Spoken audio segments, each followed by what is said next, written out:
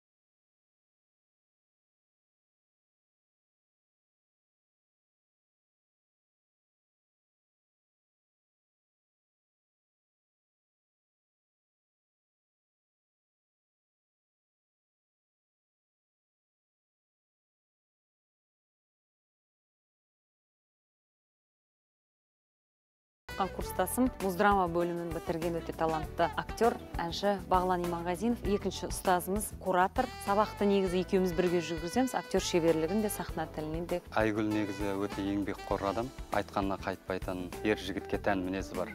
Мұғалімдік жұмысынан басқа қаншама шаруаларды толып жатыр, бірақ та соның бәрін жұмысқа келгенде білдіртпейді. Мен бітірген 20 жыл болды ғой. Біздің кезіміздегі студенттерде бір рухани үлкен, бір ішінде байлық болды ма деймін. Әлем болды, тыныстады, ауа жұтты, ұшты. Қазір ондай жоқ деп айта алмайсыз. Дегенмен қоғамның өзінің бір ағысына қарай, барысына қарай шығар. Өзгерген жастар. Мүмкін олар бізден тіпті ақылды шығар, білмеймін ғой. Бірақ бізде бір атмосфера болды. Өнерде атмосфера болды. Қазір сол жетпейді. Келген бала бірден жұлдыз болғысы келеді. Мен айтамын, қызықпаңдаршы, өз студенттермен де айтып отырамын, қызықпаңдаршы. Ондай дүние баянсыз болады. Одан да осы мынау төменнен бастаңдар. Ертең мәңгі осы жолды, ертең тұлғаға апаратын жол мынау жатқан пол жуатын тряпка деп түсіндіремін ғой. Айгүл Иманбаева мен Бағлан Иманғазиновтың шеберханасына оқып жатқанымызға өте қуаныштымыз. Еңбек. Жалпы адамға 1% талант берсе, өнер, қалған 99% еңбекпен келеді. Сондықтан да еңбек ету керек. Одан кейін адамгершілік жайында көп айтады.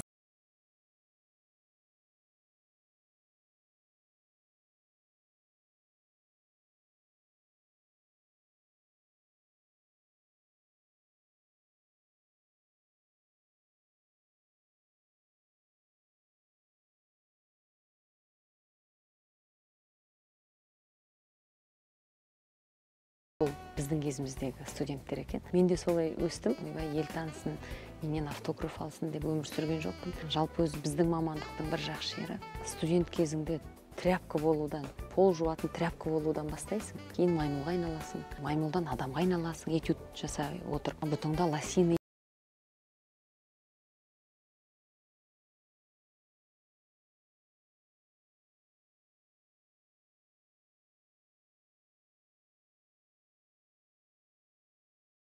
ұшырап сынып кететін өнерпаздар көп. Біздің мектеп бойынша білім алып шыққан балалар сынақ қоймайды. Қандай жағдайда да қасқайып қарсы алады. Сондай мамандықтың біреуін бітірдім. Ол шәкірттеріне қарап, сонау алыста қалған өзінің студенттік шағына саяхат жасады. Сонау ауылдан арман қуалап,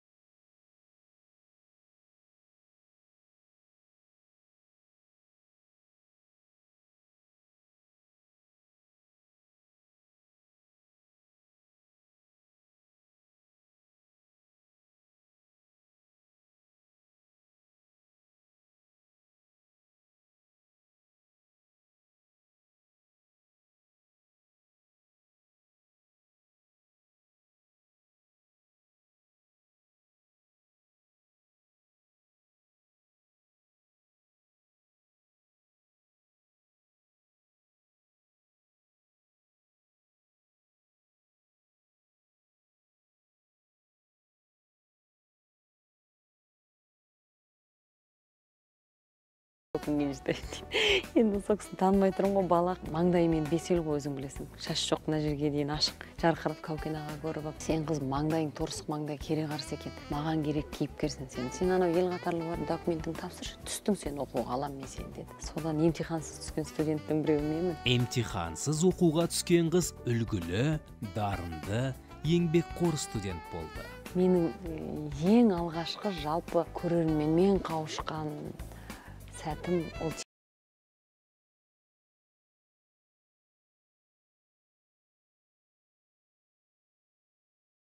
спектакльдегі жібек рөлі. Ой, ең алғашқы аяқ қолдың селкілдеуі сол Қыз жібекте болды ғой. Одан кейін ол кезде фонограмма жазып алу деген де жоқ, білмеймін. Әр ойнаған сайын жанды дауысты айтасың. Ол кезде Сәкен Майғазиев Төлегеннің партитураларын айтады. Сәкен де біздің театрда істеді, бірақ ол Сансызбайды ойнайды. Маған бойы жетпегендіктен Сансызбайдың рөлін беріп, Төлегенді Қуаныш деген жігіт ойнайды. Ол жігіт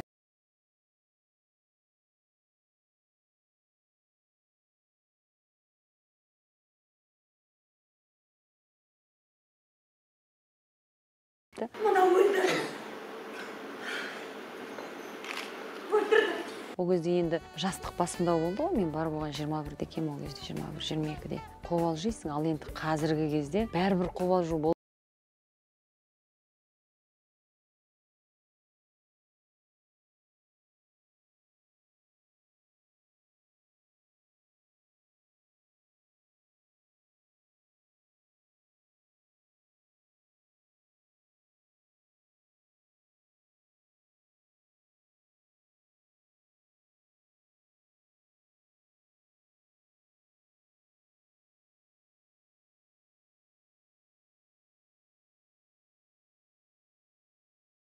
Бір ұмытылмайтын жағдай ол Ыстықкөл трагедиясы деген спектакльде ойнаймын. Бұғы ананы бесікті алып сахнаның артына кетемін, мынандай бір неге подиумға шығып. Енді сол кезде сахна жабылу керек өзі. Әлі кетіп баратым, сахна жабылмайды, әлі кетіп бара жатырмын. Аяғым тайып, ямаға құлап кеткен кезім болған, сөйтіп больницадан шыққам. Жұлдызы жанып талай спектакльдің басты рөлін сомдаған бас кейіпкердің әлі орындалмаған арманы бар.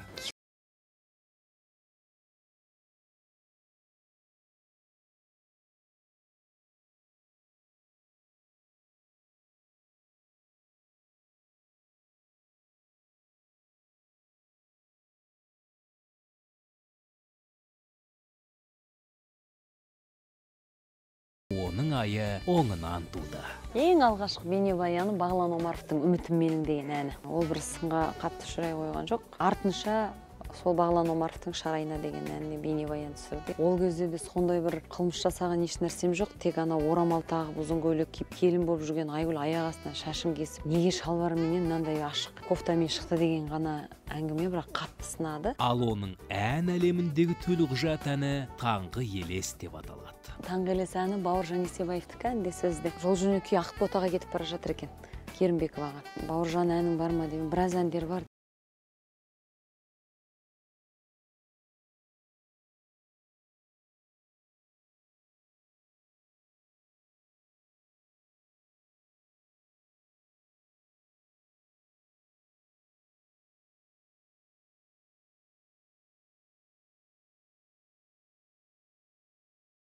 Бағлан Омаровқа аранжировкасына беріп қойдым өңдеуге. Таңғы елес, бұл өмірде ештеңе де мәңгі емес. Бұл ән халықтың көңіліне жетті. Өйткені ол Айгүлдің жүрегінен шыққан туынды болады. Бір қызығы, әнде баяндалған оқиға Айгүлдің өмірінде қайталанды. Жүректің бір қылп ете қалатын кездер болады ғой, бір ашитын, ауыратын, енді ол адамның өзінің жеке басына қатысты дүниелер. Сол кезде көңіл күйім құлазып, содан түнгі сағат 3 Бағланға звондадым. Бағлан, студиядасың ба деп едім, иә деді. Таңғы елестің аранжировкасы дайын ба деп едім. Жоқ, былай рыбасы бар, енді сұлбасы бар, жазайықшы дедім. Таңғы 4-те студияға бардым. Бір кірдім да жылап тұрып таңғы елесті бір айтып шықтым. Сол бір дубльмен қалды. Сол бір дубльмен хит болды.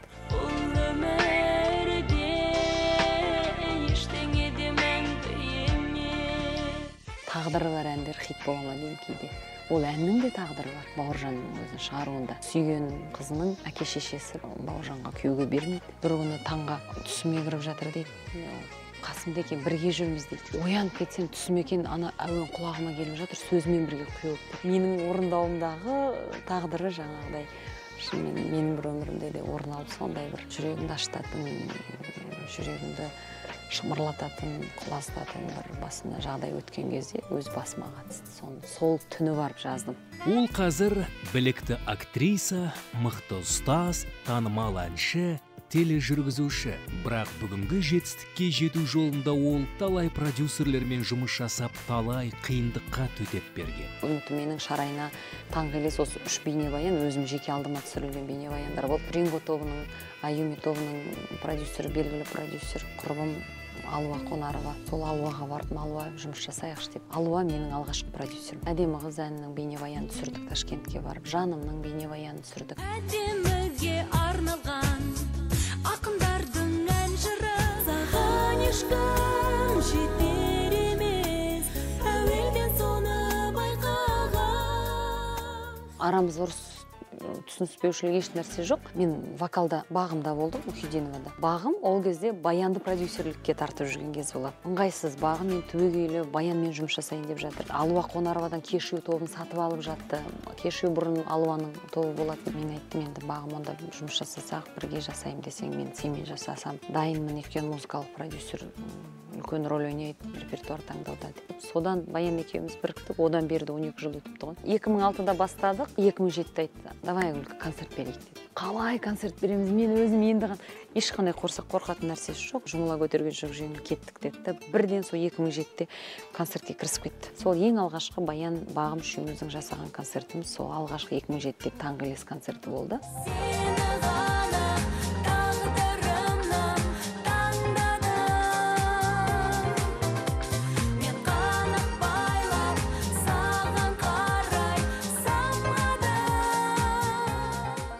Қателігімен де өзінің бір сәтті дүниесімен де сол концерт өтті. Залыңыз тола. Дегенмен алғашқы концерт есеп беру, сен қабылдай ма, қабылдамай ма, қандай көңіл күйде болады деген қорқыныштар болды. Бұдан кейін де әнші 2 рет жеке кешін өткізді. Таңым боп күлсең, сен, бағымда бір сен. Алайда Айгүл өзінің шығармашылықтағы жетістіктеріне ешқашан көңілі толған емес. Баяғыда ұстаздарымыз айтатын еді, мына өнерде аштық болу керек, өнерде адам аш жүру керек деп. Кейде біз бір тікелей мағынада түсініп жатамыз, ал түбіне үңіліп қарасаңыз, шынымен бір рухани бір дүние жетпей жүрсе, міндетті түрде өсу процесі болады екен. Менің бір түсінгенім, еңбек, жүрегіңнің, жаныңның тазалығы, тылсым құдіреттің бар екені хақ, соған деген сенімді жоғалтпау, сол сізді өзі жетер жебіріне жеткізеді. Міне өздеріңіз көргендей, Астана қаласындағы оқушылар сарайындағы тамаша ғимараттың ішіндеміз. Бұнда өзім айтып өткендей, эстрада вокал бөлімін меңгеремін. Оқушыларымызды, ұстаздарымызды көресіздер. Сәлем, Жанерке. Қалай? Біздің ұстазымыз өте талантты актриса, әнші Жанерке. Және біздің жұлдыздарымыз Еркехан тобы.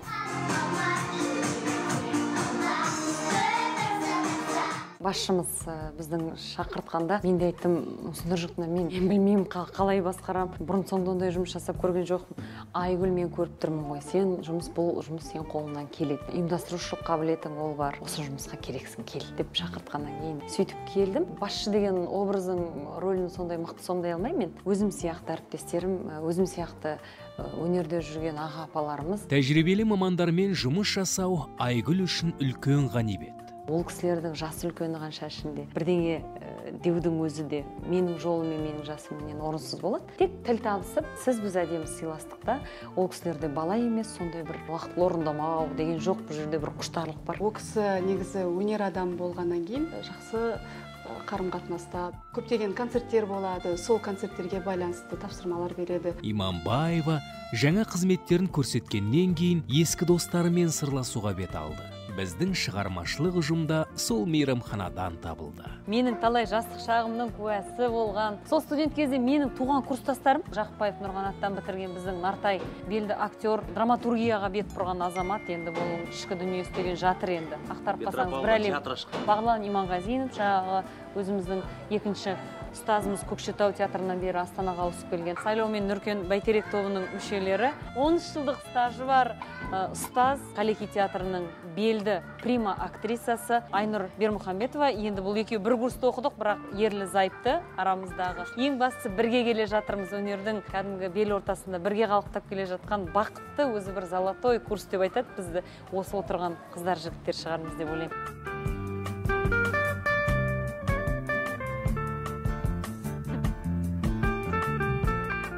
Айгүл студент кезінде қандай, қазірде сондай. Бір жатақханада тұрдық, талай түнде барып тамағын іштік. Бірінші тыңдаймыз, тамақ ішіп жатады, сөйлеп. Деген кезде там тұрсында қалады. 94 жылдар қиын кез ғой. Мен ауылым жақын ғой Алматыға. Сен тұрып жүрмесің? Барам. Ет алып келеміз, нан алып келеміз. Ақырын тықылдатамыз. Бірақ ақырын есік ашылады, бас шығады да айтады. Не болды дейді бізге. Енді кіргізсейші, біліп отырмыз ғой, тамақ ішіп жоқпыз, тамақ ішіп отқан жоқпыз. Ұйықтайын деп жатырмыз деп қайтып кірген. Дос жылатып, дұшпан күлдіріп айтады. Айгүлдің бұл достары үнемі ащы ақиқатты бетке басып айтатын жанашыр жандар.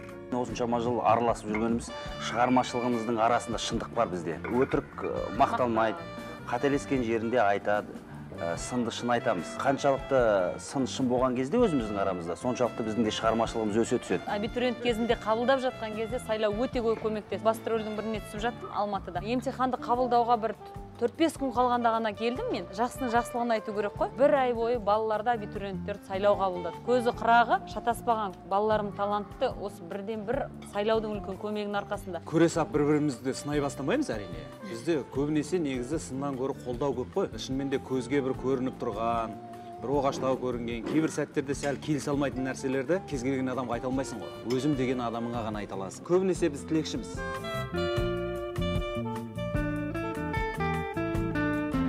Міне, құрметті достар, сіздер менің Астанадағы бір күніммен таныс болдыңыздар. Түсірілім жалғасады.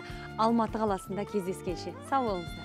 Мұнымен біздің жоба аяқталмайды. Сәлден кейін Айгүл Иманбаеваның Алматыдағы өмірімен таныс боламыз.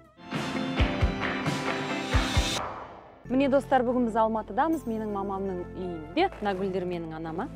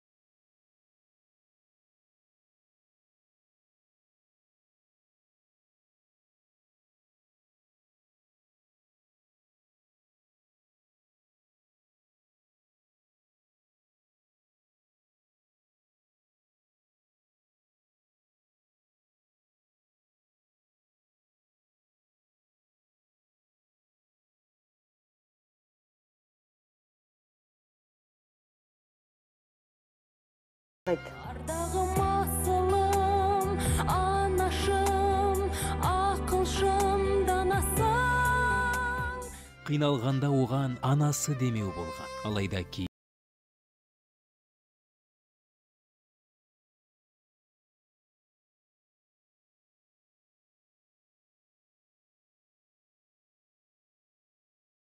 кешірші деп камераның алдында сұрақ қойыншы. Өмірімді айтқан емес, бірақ өз жүрегі біледі. Жақсы адамның көңілі шайырылмақ кепкенше, жаман адамның көңілі басы жел жеткенше дейді ғой. Сол айтқандай мен нұрып көрсем қатты ойлаймын негізі. Жаман болды, еше ашық да кетіп қалды ғой. Жылынып, жұлқынып, неге өткенде білмеймін, өз мана картошка түптеп жатырмын. Жасым жерге тырыстырып табаз, өшімді картошканы алып жатырмын ғой, жаңағы ашуым бәрін содан. Мына қыз қалай, қайтпағыр екен бала, көрем ертең ақ келіп тастайсың деп сөйлеп жүріп, 1-2 күннен кейін қайта.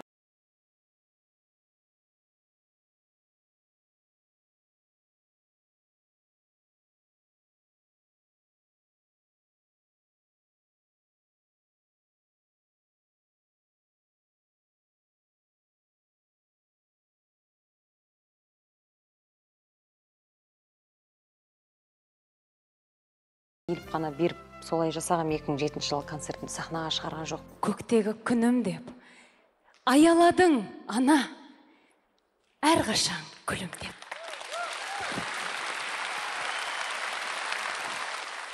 осы 2014 жылы концерт бергенге дейінгі аралықта менің мамам 2-ші инсульт алды. Қатты ішімде бір жыл өкініш болды. Құдай-ау көздің тірісінде мен неге сахнаға ел қатарлы шығармадым? Ертең көзі кетіп қалса қайтем, соған армандап қаламау. Неге сөйтіп істемедім деп сол инсульт алғанда қатты жыладым өзім. Енді аман жеткізсе Құдай, келесі концертім шешеме арнайын деп. Сосын осы 2014 жылдың аяғындағы Астанадағы берген концертті сен ғана деп анама арнап, өзі концерттің ең соңында да айтылатын сөз бар. Жер бетіндегі жұмағым, тағынатын тұмарым, ақ тілегі қорғаным, ақ ниеті орманым болған анашым, ол сен ғана.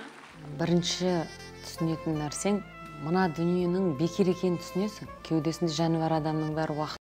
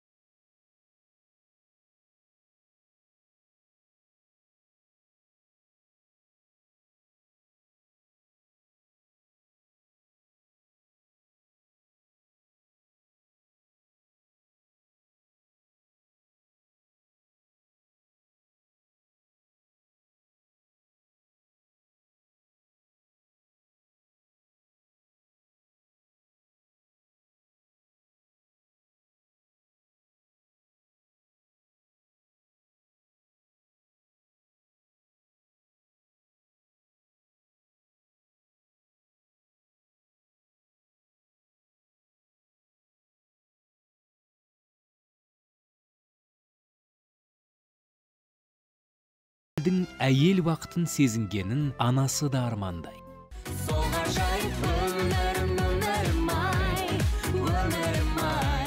Айтам ғой, балам есейді, ертең балам үйленеді. Қандай келін аласың? Қандай адам болады? Ол қазір балаңда, ұлыңда бірге тұрып атқан жоқ қой. Сонда қажет қасыңда бір жолдасың болады.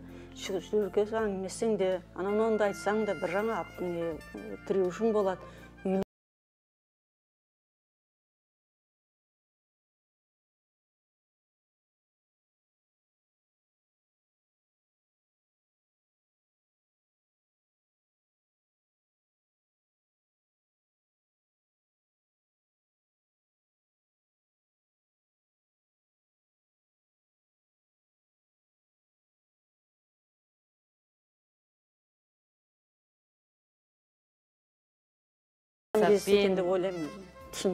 Анасымен бізді таныстырғаннан кейін Айгүл өзінің сүйікті театрына асыға бет алды. Ал жол жөнекей темір тұлпары туралы сыр шертті. 2001 жылы отырдым, ең бірінші рет. Ең алғашқы көлігім Mazda 626.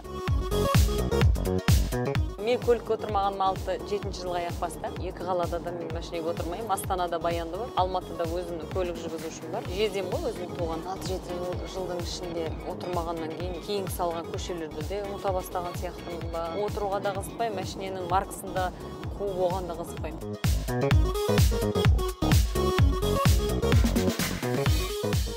Ал достар, қазір мен театрға жұмысыма бара жатырмын Алматыдағы. Кешке спектакль, келіңіздер. Келесі жүздескенше амандықта жолығайын.